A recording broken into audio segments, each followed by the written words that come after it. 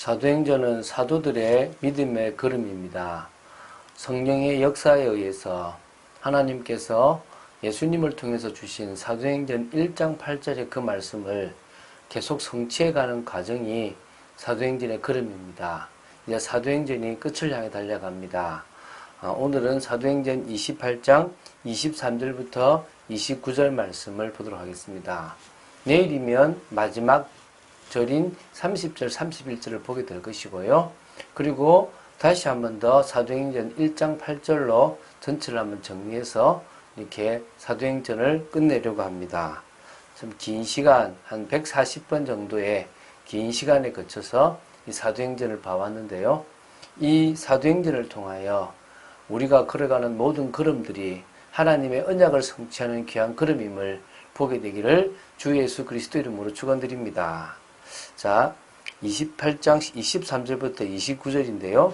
자, 지금 바울은 먼저 로마에 있는 유대인들에게 복음을 전합니다. 이제 다음 주, 그죠, 내일이면 보게 될 것인데요. 바울은 2년간에 걸쳐서 그 감옥에 있으면서 복음을 전하는 일을 합니다.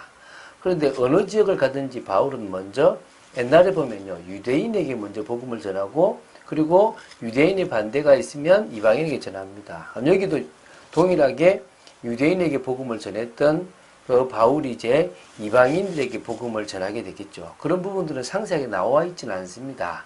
그러나 바울의 지금까지의 사역을 보면 그렇게 하지 않았겠나 싶은데요. 바울은 이 2년 동안의 삶이 귀한 전도자의 삶이 되어졌습니다. 내일 이 부분에 대해서는 좀 더 할 건데요. 자, 그럼 먼저 오늘 이 유대인들에게 어떻게 복음을 전했는지 이런 부분들을 한번 보도록 하겠습니다. 23절입니다. 그들이 날짜를 정하고 그가 유숙하는 집에 많이 오니 바울이 아침부터 저녁까지 강론하여 하나님의 나라를 증언하고 모세 율법과 선지자의 말을 가지고 예수에 대하여 권하더라. 지금요, 유대인들이 이 바울과 약속을 하니까 날짜를 딱 정해서 찾아오는 겁니다. 어디로요? 새 집이죠. 그가 유숙하고 있는 이 집. 다시 말하면 죄수의 신분이기 때문에 감시병이 한 명이 있고요. 그렇지만 조금 자유롭게 자신이 돈을 주고 얻은 새 집이라고 그러는데요. 거기 유숙하는 중에 많은 유대인들이 지금 집에 옵니다. 와서요, 아침부터 저녁까지 이 바울과 더불어 강론을 하기 시작하는 겁니다. 핵심이 하나님 나라입니다. 하나님의 나라, 이스라엘 나라를 회복하심이 이때니까 그 하나님의 나라에 대한 강론인데 그것을 정언했는데요. 특히 이 모세 율법과 선지자의 말, 뭐죠? 구약 성경.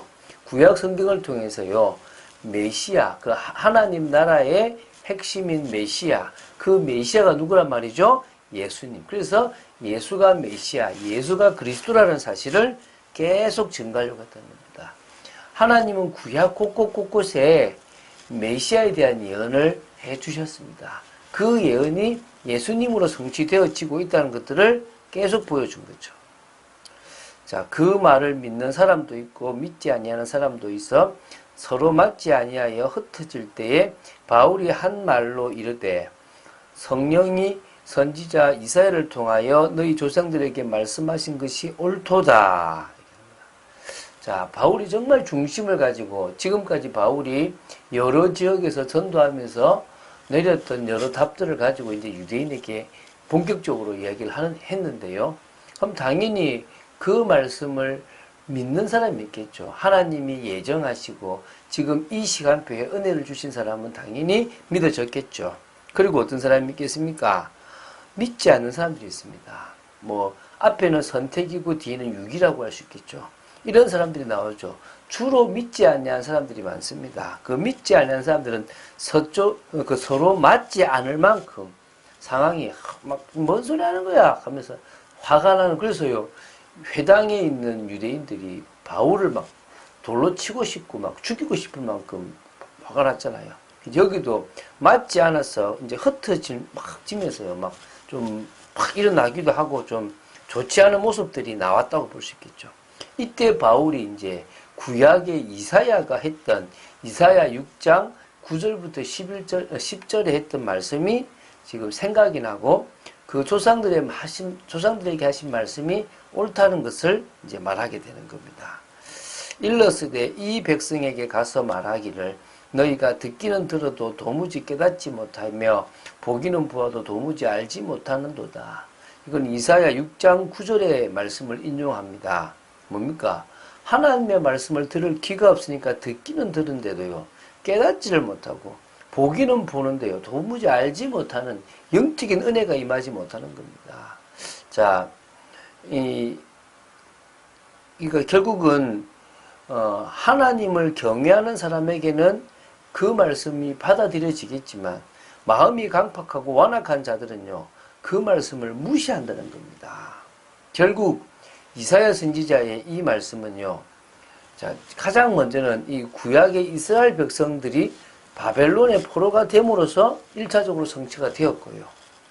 지금은 바울은 이 말씀을 가지고 이사야 시대의 그 백성들의 후손인 유대인에게도 지금 그대로 적용되고 있다는 것을 말해주고 있는 겁니다.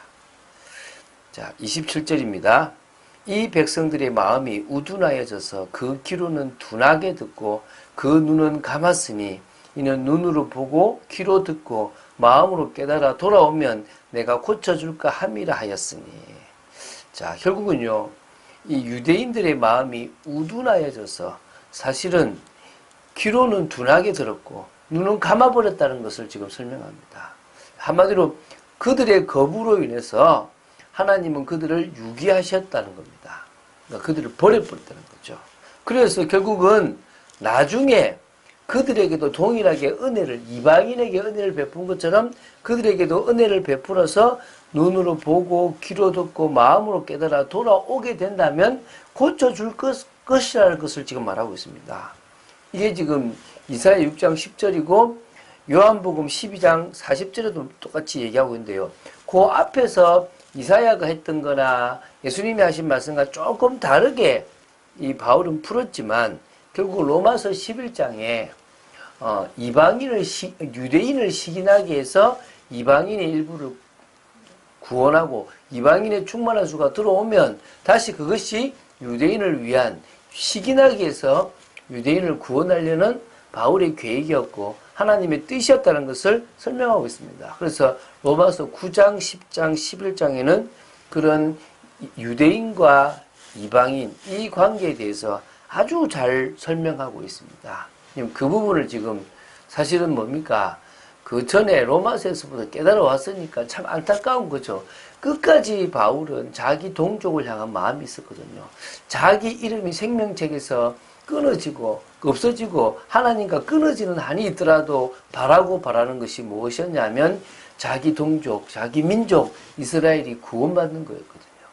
그래서 자기는 이방인의 사도로 부름을 받았고 그 일을 기뻐했다라고 이야기한단 말입니다. 그런즉 하나님의 이 구원이 이방인에게로 보내어진 줄 알라. 그들은 그것을 들으리라 하더라. 결국 안타깝지만 바울은 뭐라 그럽니까? 유대인들이 복음을 거부했기에 하나님은 이 복음을 이방인에게 전할 수 있도록 하셨다는 겁니다. 그래서 이 이방인들은 이 복음의 말씀을 듣고 믿게 될 거라는 거죠. 사실 믿어서 지금 우리까지 왔고요. 우리를 통해서 지금 계속 전파되고 있습니다. 나중에는 어디까지 가게 되겠습니까? 유대인에게 가게 될 거라는 것입니다. 자, 29절은 사실은 없다고 나옵니다. 대부분의 권위 있는 사본에서 29절이 없게 나오는데요. 근데 KJV 성경에는요, 웨스턴 사본이나 표준 원문의 사본을 인용해서 기록하고 있는데요. 뭐 이런 의미입니다. 그냥 생각만 해보세요. 그들이 이 말을 한 후 유대인들이 서로 큰 쟁론을 하며 물러가더라. 막 논쟁을 하고 물러갔다 이 말이겠죠.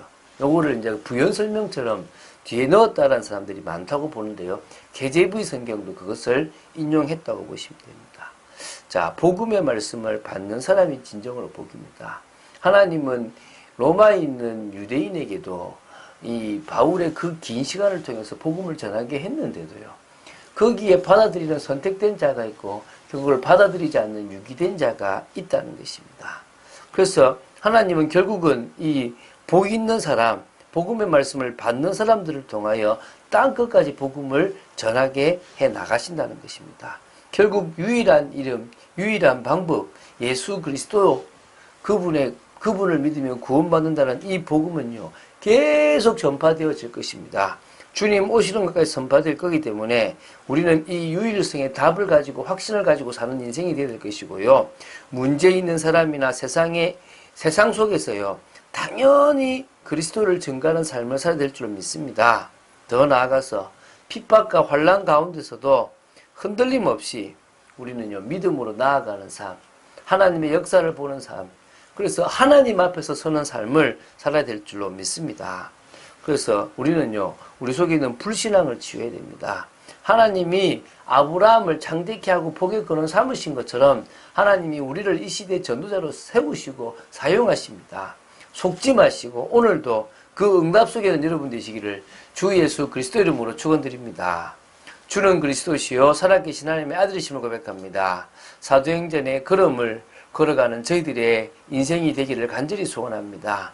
하나님의 뜻과 계획을 이루기를 간절히 소원합니다. 역사하여 주시옵소서, 은혜를 내려 주시옵소서, 말씀 따라가는 축복 속에 있기를 간절히 소원합니다.